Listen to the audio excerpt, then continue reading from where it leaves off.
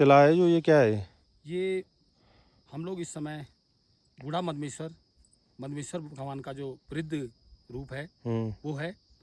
और आपने अभी बूढ़ा मदमेश्वर के दर्शन किए होंगे। तो ये जो उनका परिवार है, तो ये जो मंदिर है यहाँ पर, ये अत्यंत प्राचीन मंदिर है। और ये भगवान शिव शंकर मदमेश्वर नाथ जी की साली का ही ये मंदिर है।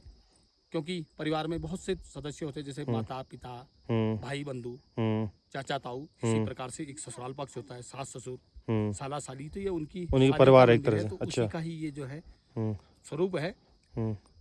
जब कोई परिवार या कोई वैभव प्राप्त करता है तो उसके परिवार के समस्त सदस्यों का एक सम्मान होता है। तो उसी सम्मान के तौर पर उनको यहाँ पर प्रतीक चिन्ह के रूप में आपको ये दर्शाया गया है। अच्छा। तो इस स्थान पर आकर आप, ये पूरा जो स्थान है ये भगवान शिव शंकर की ही भूमि है, जिसे कि आप जो है हिमालय क्षेत्र कहते हैं। और हिमालय क्षेत्र में जो कैलाश है, कैलाश ही भगवान भोले शंकर का निवास स्थान माना जाता है।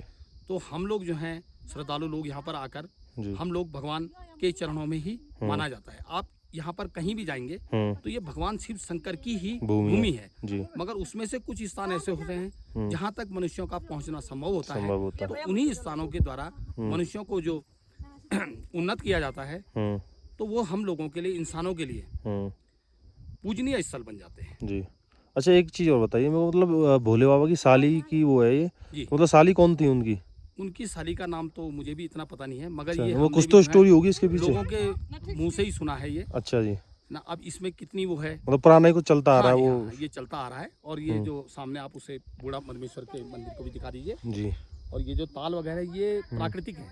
अच्छा जी। बहुत से लोग ये सोचते हैं कि ये जो है मैन मेड होंगे, इंसान द्वारा निर्मित, तो ऐसा नहीं है।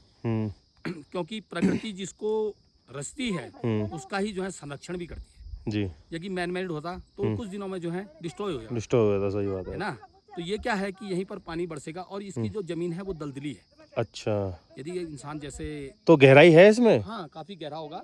अच्छा। काफी गहरा है, क्योंकि ये अंदर ही अंदर फिर पानी जो है अवशोषित होता है। अच्छा। हाँ, जैसा आप इसकी भौगोलिक स्थिति देख पा रहे होंगे ना, तो ये क्या है कि ये जो है नेचुरल है जी, मैनमेड नहीं है। बहुत से लोग सोचते हैं कि इधर उधर से खोद दिया है, ऐसा नहीं है। ये कुदरती, जब कोई चीज बहुत गीली गीली होती है मिट्टी, तो वो क्या होती है कि रचती जाती है ना। तो ये प्राकृतिक है। अच्छा, प्राकृतिक है। तो आप कहाँ से भैया? मैं यही उत्तराखंड से हूँ। उत्तराखंड से हैं। चलो भैया, बहुत अच्छा लगा आपसे मिलके। आप बहुत बहुत धन्यवाद भैया। मथुरा से हैं? अरे वाह, मथुरा वृंदावन में तो आपका 84 कोसी वगैरह और आपका अच्छा। आइए इस बार भी 84 कोसी। मैं तो लगभग, मेरा तो हर ये लगाइए कि मैं अब तक कम से कम मैं आपका नहीं भी आ गया हूँ, 15-16 बार आ गया हूँ। अच्छा। मेरा नाम जेपी चमोली है। तो मैं जो हूँ यहीं पे जो है मैं, मतलब जो है मुझे घूमने का बड़ा शौक है। अच्छा। और आप लोगों की कृपा से मैं तकरीबन 70 to 80% इंडिया घूम लिया। अच्छा। कोई स्टेट नहीं छोड़ा। अच्छा, तो बहुत बढ़िया, घूमने का बहुत अच्छा लगा आपसे मिलके। मेरा नाम ललित चौधरी है। अरे वाह चौधरी साहब जी। मेरा नाम जेपी चमोली, नाम नंबर 7 चमोली। ठीक है।